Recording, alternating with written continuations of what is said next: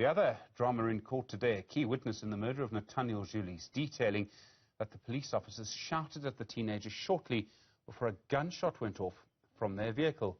Tahira Kildeen was walking with a friend from a nearby shop when she saw the 16-year-old Julies standing by a truck. Kildeen's the only known eyewitness when Julies was allegedly murdered by the police officers in August last year. She initially failed first to show up as the witness last week. A warrant for her arrest was issued by the court. Julies' killing sparked violent protests in El Dorado Park, with his family and the community calling for accountability. When we heard someone in the van shouting at Nathaniel,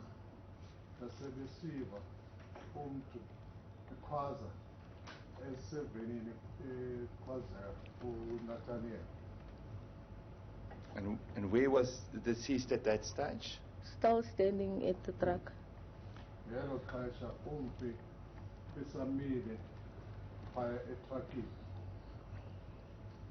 Yes. He then walked a small distance away from the truck and he turned around and he went to stand back at the same spot where he was standing.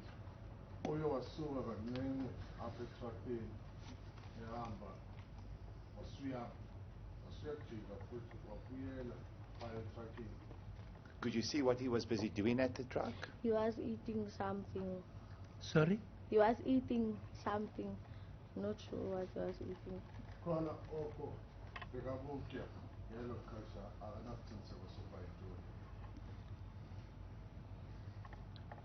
Yes, continue.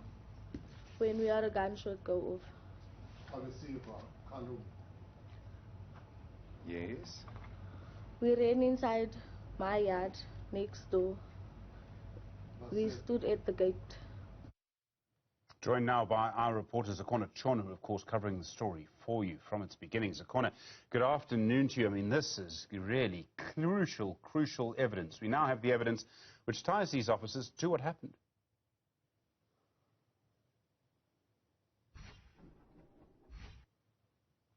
And two important things came out of Tahira Kildeen's testimony. She's given us the position of where that bullet allegedly came from, according to her version of events. But she's also told the court that there was no one else other than Nathaniel at that spot at which this alleged incident took place.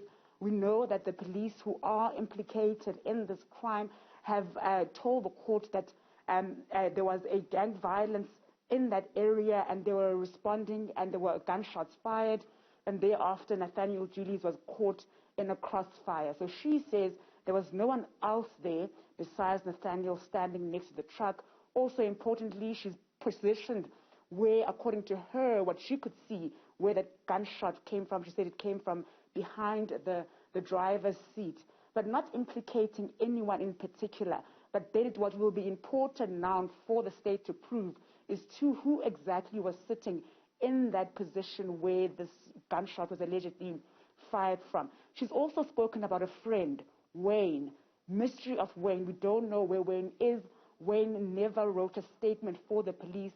And she, Tahira, says she has never seen Wayne since this alleged incident took place.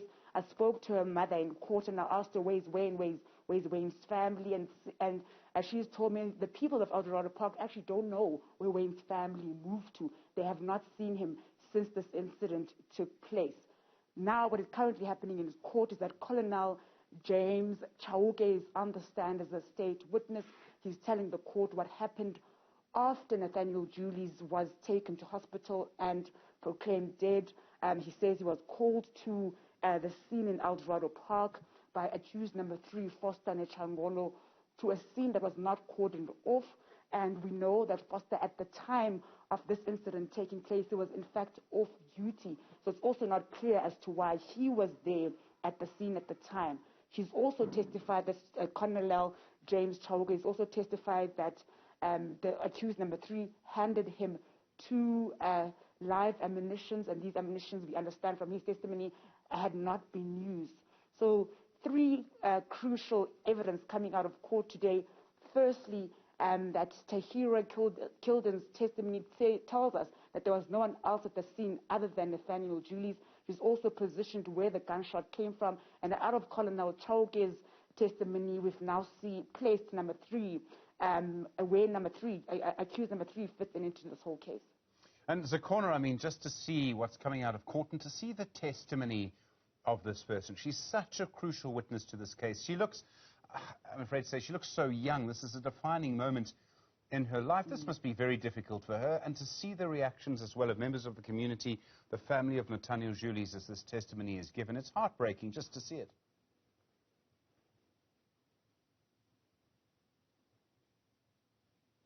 In fact, when she didn't show up in court at the start of the trial, Nathaniel Julies' mother did express that she's in fact heartbroken because this is the person who informed them that Nathaniel Julies had been injured. This is the person who took them to the scene. In fact, Stephen, as I speak to you, she's standing in front of me, she's sitting in a chair rather in front of me. She's been emotional the whole day, also trying to sleep between the breaks in court because she says this has taken such a huge toll on her. Even before court proceedings started today, you could see the anxiety, the nerves in her. I know there was a moment where as she walked out of court, even the prosecutor was frantically looking for her because there was a fear that she may not want to take to the stand, but she did, and she says she's glad that it's over, that now she doesn't have to come back here tomorrow because she was fearful, because you might understand that these are police officers that she's testifying against, also given the fact that the person that she was with on that day, who's also an eyewitness to this case, is nowhere to be seen. The mystery of Wayne. She talks about being with Wayne and smoking near the shop, but she has never seen Wayne since that day. So I think that also added to her stress in testifying today. And I mean, obviously, you know, we have this testimony. It shows you the problems and the sheer stress this is all placed on the community. And now we have the other testimony coming through. Who, for you, is going to be the next couple of important witnesses testifying in this case? What kind of evidence do you think is going to be crucial to the findings?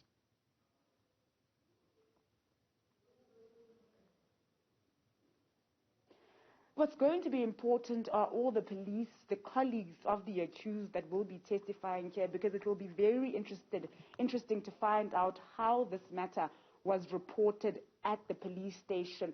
How did they try and connect these dots? Because we know they've been accused of trying to cover up what happened to Nathaniel Julies. So how did they report this to their superiors?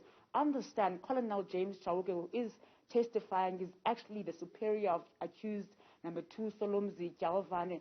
And at the time at which he met them at Chris Bani Baragwanath Hospital, he handed over the gun that was allegedly involved in this incident, but he had signed out a gun without signing out live ammunition.